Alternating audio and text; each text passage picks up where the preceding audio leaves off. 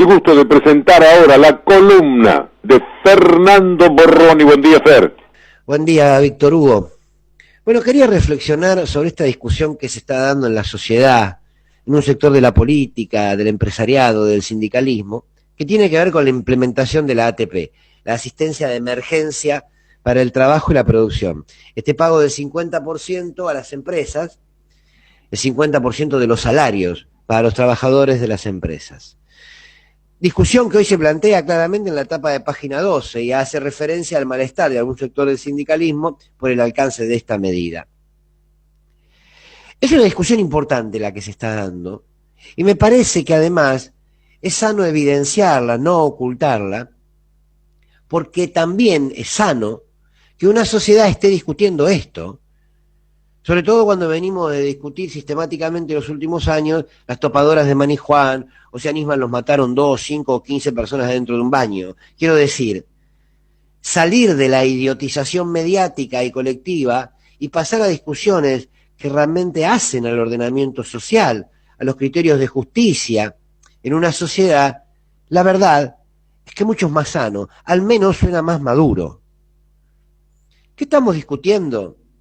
Si está bien o está mal, si corresponde o no que enormes empresas a las que les sobra el dinero, que además son actores de un poder económico que disputa intereses con el Estado, que además evaden, que además fugan capital, deban cobrar o no este beneficio.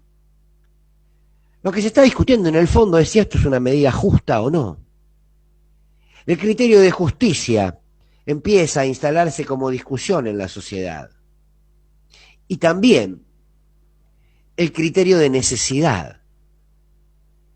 La pregunta que surgen es, ¿en serio que Techino Latam necesitan esta ayuda?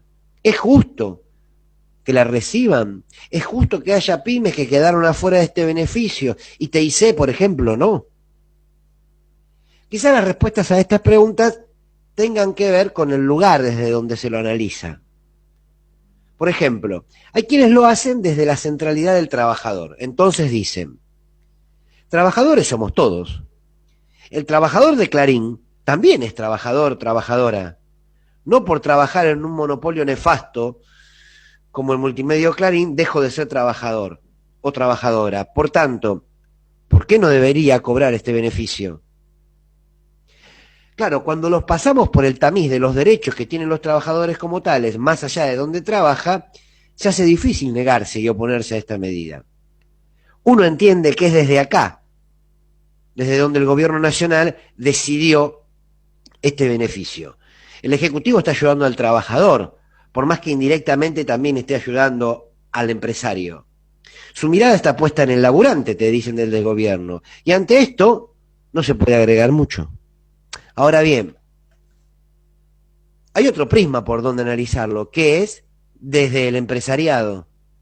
Entonces uno aquí dice, es inaudito que empresas que tienen dinero en el exterior, que fugaron millones durante el gobierno de Macri, que además ya recortaron salarios de los trabajadores de sus empresas en cuanto empezó la pandemia, que además son grandes jugadores de la bolsa, reciban este beneficio.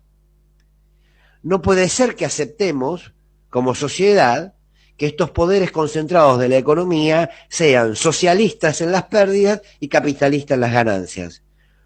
Cuando ganan y ganan, más allá de que el pueblo se empobrezca mientras ellos se enriquecen, se la quedan ellos.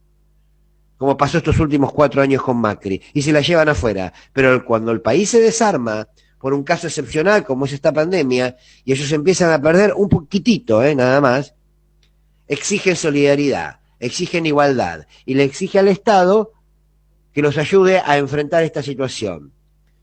Somos socialistas entonces, cuando las cosas están mal, ahora cuando las cosas nos van bien, acumulamos y acumulamos. Cuando gano, gano solo, y cuando pierdo, que pongan todos. Aquí aparece entonces el criterio de justicia. Y la sociedad discute esto, y está bien. La sociedad se pregunta si es justo. Si el Estado no puede discernir entre el pez gordo y el pez pequeño para tomar medidas, el río se va a poner revuelto, siempre. Además es lógico que así sea. Pero lo que es claro también es que esta situación de la pandemia es excepcional y que entonces uno entiende que a veces hay que digerir estas medidas, porque esta situación pone en crisis todo. Ahora bien, la excepción, aunque injusta, no puede transformarse en la regla. Por tanto, el planteo ya es el día después. Si la excepción va a quedar en una excepción, en un contexto determinado, o esta excepción será regla. Si la excepción es regla, entonces el día después será mucho más complicado. Si esto es simplemente el resultado de un momento confuso y angustiante para todos, seguramente la sociedad lo entenderá de otra manera. Fantástico. La columna de Fernando